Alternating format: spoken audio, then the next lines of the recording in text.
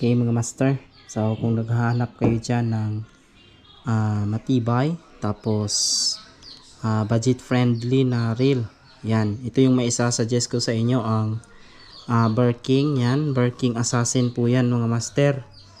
So itong hawak ko is 3000 series po to, pero nagsa-start po ito sa 1000 to 5000 series mga master, yan. So naka power knob na po siya yung 3000 series, pero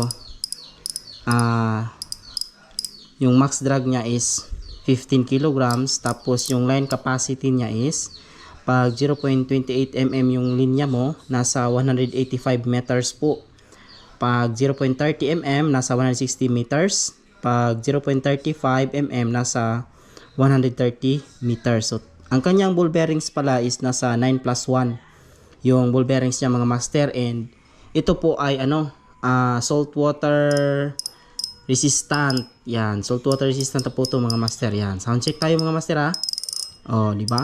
Ganda mga master. Yan. So, yan, to highly recommended ko po yan mga master ha. Yan.